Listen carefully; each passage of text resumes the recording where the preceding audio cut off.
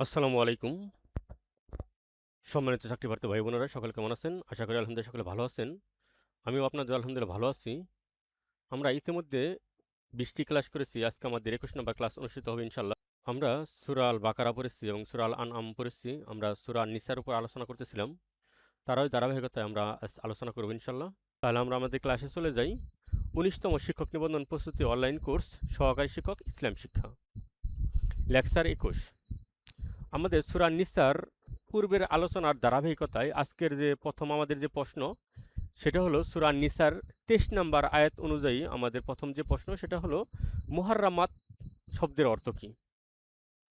জানি যে সূরা নিসার ২৩ নম্বর আয়াতে মুহাররামাত সম্পর্কে আলোচনা করা হয়েছে। মুহাররামাত শব্দের অর্থ কী? অপশন ক পবিত্র রমণীগণ, অপশন খ নিষিদ্ধ রমণীগণ, অপশন গ অল্প বয়সী রমণীগণ, অপশন ঘ বিদ্যা রমণীগণ। আমরা জানি মুহাররামাত শব্দের অর্থ হলো নিষিদ্ধ রমণীগণ।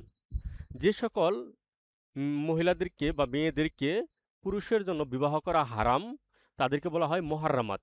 আমরা জানি সূরা নিসার ২৩ নম্বর আয়াতে আল্লাহ তাআলা ১৪ শ্রেণীর নারীদেরকে একজন পুরুষের জন্য বিবাহ করা হারাম ঘোষণা করেছেন বা নিষিদ্ধ করেছেন। আর সেই ১৪ শ্রেণী হলো যেমন সূরা নিসার ২৩ নম্বর আয়াতে বলা হয়েছে হুররিমাত আলাইকুম, তোমাদের জন্য হারাম করা হয়েছে উম্মাহাতুকুম, তোমাদের মাতাগণদেরকে। এখানে মাতা বলতে সকল শ্রেণীর মাতা, মা, তার মা, এরকম ঊর্ধ্বতন যত হতে পারে, দুধমা হতে পারে, যে কোনো ধরনের মা, ঠিক আছে? তাহলে তো উম্মাহাতুকুম তোমাদের মাতাদেরকে, ও বানাতুকুম, ও আখাওয়াতুকুম, ঠিক আছে? ও আমাতুকুম, ও খালাতুকুম, ও বানাতুল আখি ও বানাতুল উখতি, ঠিক আছে? তোমাদের জন্য কি করা হয়েছে? হারাম করা হয়েছে তোমাদের মাতৃগণদেরকে, তোমাদের কন্যাদেরকে, তোমাদের ভগ্নীগণ এবং তোমাদের ফুবুদের এবং তোমাদের খালাদের এবং তোমাদের ভাইয়ের মেয়েদের এবং তোমাদের বোনের মেয়েদের, ঠিক আছে? এরকম পর্যায়ক্রমে এই আয়াতের মধ্যে ১৪ শ্রেণীর নারীদেরকে উল্লেখ করা হয়েছে যাদেরকে বিবাহ করা একজন পুরুষের জন্য হারাম। হুরিমাত আলাইকুম উম্মাহাতুকুম ও বানাতুকুম ও আখাওয়াতুকুম ও আমাতুকুম ও বানাতুল আখি ও বানাতুল উখতি, ঠিক আছে? এরকমভাবে ১৪ শ্রেণীর নারীদের উল্লেখ করা হয়েছে। কেউ হলো রক্তের সম্পর্কে, কেউ হলো বৈবাহিক সম্পর্কে, কেউ হলো দুধ পানের সম্পর্কের দিক থেকে। এটা ৩ ভাগে বিভক্ত এই হারাম নারী। তবে মোট ১৪ শ্রেণীর নারীদেরকে বিবাহ করা একজন পুরুষের জন্য হারাম। আর এটা সূরা নিসার মধ্যে ২৩ নম্বর আয়াতের মধ্যে আলোচনা করা হয়েছে। তাহলে আমরা দেখলাম মুহাররামাত শব্দের অর্থ নিষিদ্ধ রমণীগণ। আমাদের ২ নম্বর প্রশ্ন হলো সূরা নিসার ২৩ নম্বর আয়াতে কত শ্রেণীর নারীদেরকে বিবাহ করা হারাম করা হয়েছে? যেটা আমরা সূরা নিসার ২৩ নম্বর আয়াতে দেখেছি যে আমাদের ১৪ শ্রেণীর নারীদেরকে বিবাহ করা হারাম ঘোষণা করা হয়েছে। তাহলে আমাদের অপশন ক ১০ শ্রেণীর, অপশন খ ১২ শ্রেণীর, অপশন ঘ ১৪ শ্রেণীর, অপশন ঘ ১৬ শ্রেণীর। তাহলে আমাদের উত্তর হবে অপশন ঘ ১৪ শ্রেণীর। আমাদের ৩ নম্বর প্রশ্ন হলো মুহাররামাত কত প্রকার? যেহেতু ১৪ শ্রেণীর নারীদেরকে বিবাহ করা হারাম, এই ১৪ শ্রেণীর নারীদেরকে ৩টি ভাগে ভাগ করা হয়েছে। কয়টি শ্রেণী? ৩টি ভাগে। তাহলে মুহাররামাত কত প্রকার? অপশন ক ১ প্রকার, অপশন খ ২ প্রকার, অপশন গ ৩ প্রকার, অপশন ঘ ৪ প্রকার। তাহলে আমরা জানি মুহাররামাত হলো ৩ প্রকার। তাহলে আমাদের উত্তর হবে অপশন ঘ ৩ প্রকার। তাহলে আমাদের উত্তর হবে অপশন ঘ ৩ প্রকার। মুহাররামাত কয় প্রকার? ৩ প্রকার। এই ১৪ শ্রেণীর নারীদেরকে ৩টি ভাগে বিভক্ত করা হয়েছে। তাহলে মুহাররামাত হলো ৩ প্রকার। আমাদের ৪ নম্বর প্রশ্ন হলো নিচের কোনটি মুহাররামাত এর প্রকার নয়? যেহেতু আমাদের মুহাররামাত হলো ৩ প্রকার আর নিচে ৪টি অপশন রয়েছে, এই ৪টি অপশনের মধ্যে ৩টি হলো মুহাররামাতের প্রকার আর একটি হলো মুহাররামাতের প্রকার নয়। তাহলে আমাদের দেখতে হবে কোন ৩টি প্রকার আর কোনটি প্রকার নয়। ১ নম্বরে বংশগত সম্পর্কের দরুন নিষিদ্ধ, এটা মুহাররামাতের প্রকার। দ্বিতীয়ত হলো বৈবাহিক সম্পর্কের দরুন নিষিদ্ধ, এটাও মুহাররামাতের প্রকার। ৩ নম্বরে হলো স্তন পান সম্পর্কীয় নিষিদ্ধ, এটাও মুহাররামাতের প্রকার। তাহলে এই ৩টি আমাদের মুহাররামাতের প্রকার। আত্মীয়তার সম্পর্কের দরুন নিষিদ্ধ, এটা আমাদের মুহাররামাতের প্রকার নয়। তাহলে আমাদের উত্তর হবে অপশন ঘ আত্মীয়তার সম্পর্কের দরুন নিষিদ্ধ, এটা আমাদের মুহাররামাতের প্রকার নয়। আমরা দেখেছি যে মুহাররামাত ৩ প্রকার আর সেই ৩ প্রকার হলো ১ নম্বরে হলো বংশ সম্পর্কের দরুন নিষিদ্ধ, ২ নম্বরে বৈবাহিক সম্পর্কের দরুন নিষিদ্ধ, ৩ নম্বরে হলো স্তনপান সম্পর্কে নিষিদ্ধ। তাহলে এই ৩টি হলো মুহাররামাতের প্রকার। তাহলে আমরা জানি যে মোট ১৪ শ্রেণীর নারীদেরকে বিবাহ করা হারাম।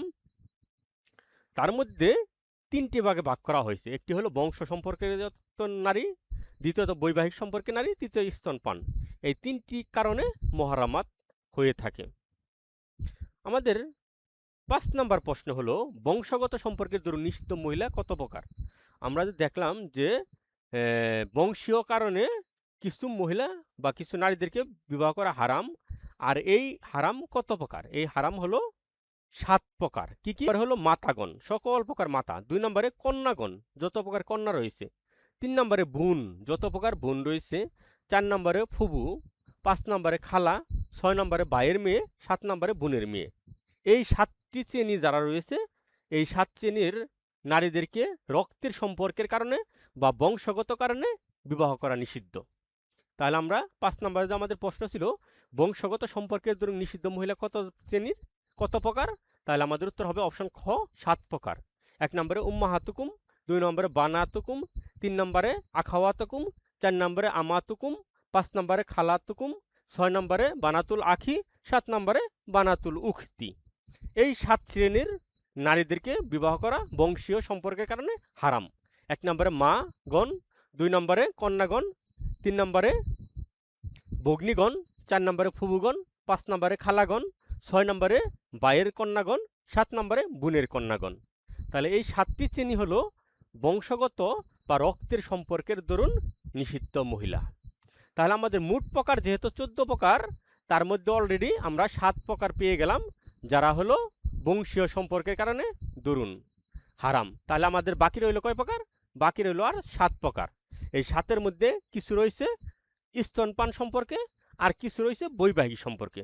তাহলে সে সম্পর্কে আমরা আলোচনা করব। আমাদের 6 নম্বর প্রশ্ন হলো নিচের কোনটি বংশগত সম্পর্কের দরুন নিষিদ্ধ মহিলা নয়? এইখানে 4টি অপশন রয়েছে, যার মধ্যে 3টি হলো বংশগত সম্পর্কের দরুন মহিলা হারাম, আর একটি হলো বংশীয়গত সম্পর্কের দরুন হারাম নয়, অন্য কোনো সম্পর্কের দরুন। 1 নম্বরে মাতাগণ, এটা হলো বংশীয় কারণে হারাম। 2 নম্বরে কন্যাগণ, এটাও বংশীয়গত কারণে হারাম। 3 নম্বরে স্ত্রীর মাতাগণ, এটা বংশীয়গত নয়, এটা হলো বৈবাহিক সম্পর্কের কারণে হারাম।